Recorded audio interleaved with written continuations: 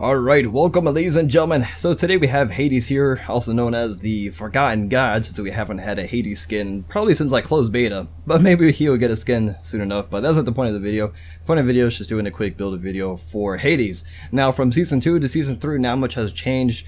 For Hades, he used to be classified as a Guardian, now he's a Mage, but none of his stats have changed. His play style is still the same. You're more of like a frontline Mage, kind of take some damage, deal some damage back, obviously, kind of similar to Zelkenon. But with that being said, that kind of dictates on how you want to build with like some defensive items, health, and power, things like that.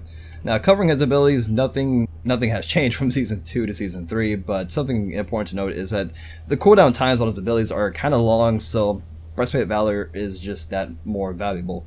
And also be sure to make the full use of his passive Blight. So you can apply Blight with your auto attack or with your 1 or your 2, and then go ahead and use your ultimate Potion of Agony to ensure you can get the protection debuff scaling up to 30. That's going to help your damage potential overall just by a lot. So let's get into actually building Hades, starting with Conquest. You most definitely probably want to go with the starter item called Vamp Shroud. This ensures you get tons of sustain when you use your 2-3 combo or your 1-3 combo, things like that, so you kill your targets with your 3, and that also restores tons of HP with Vamp Shroud and your kit. He just has so much sustain, it's ridiculous. But just go into the Vamp Shroud. It says large artifact here, but you don't. This is more for like middle lane mages. It's not really for solo lane mages like Hades. You don't really build anything in here except Rod to Hoodie. You could try do more, but Hades honestly doesn't have that much escape. He only has like 1 escape, and then with your ultimate you stand still. So not a great item to invest on Hades, but you can pick it up if you want.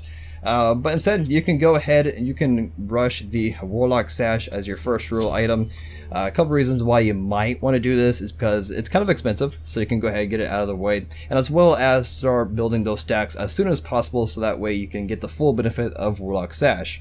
So that's why you could rush it, or unless if you want to delay that further and you value boots more, you can just go ahead and go to your boots if you're choosing. I'll just go to choose a focus and then go to the Warlock Sash. Now the difference between Warlock Sash and Ethereal Staff is Ethereal Staff is going to give you a bigger burst in power early on. As you see, I have 65 magic power. You pick this up 160 instead, sell that, go into Warlocks. As you can see, a lot less magical power, but the longer investment will be Warlock Sash. That will be the better bet as you get your stacks going. So that's the difference between those two. Just pick which one you want to go into.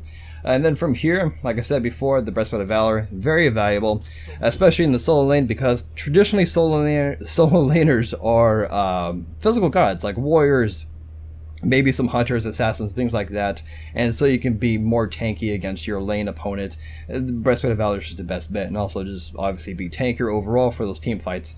And then from here, Hades kind of struggles, because with Borg of Hope being so strong and Height of the Urchin so strong, it makes building into Void Stone tougher. Now, with Void Stone has been kind of buffed from Season 2 to Season 3. Instead of like 15 protection removal, it's now 20, and I think it increased maybe power or protection. But you can get a lot of use out of Void Stone. The only thing is, if you're going against multiple tanky targets, it just kind of sucks, because you can't build into both magical protection and penetration. You're just kind of forced into like Obsidian Shard. So you probably go with Obsidian Shard if you have multiple targets that have Hide the Urchin or Borg of Hope, things like that.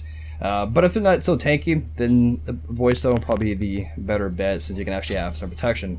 But like I said, the problem with Void Stone, your magical protection just really sucks until you use your ultimate, and then you get 80 protections. But yeah, so just gotta be wary of that.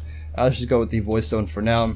And then from here, magical power still kind of sucks, but I don't have any stacks on Warlock, so that's one of the reasons. So you can go ahead and rush the Rod Hoodie and then sell Vamp Shroud mid to late game whenever you don't need it, and you can go ahead and go back and pick up your Obsidian Shard, or you can go ahead and pick up just like a big burst damage of like Slow Reaver or something like that.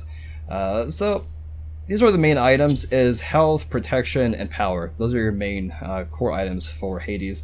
If you go into something like this, it doesn't have to be this same exact order. It can be changed up according to your situation. But you do something like this, if you want to know how much protections you have while you're in Ultimate, there you go.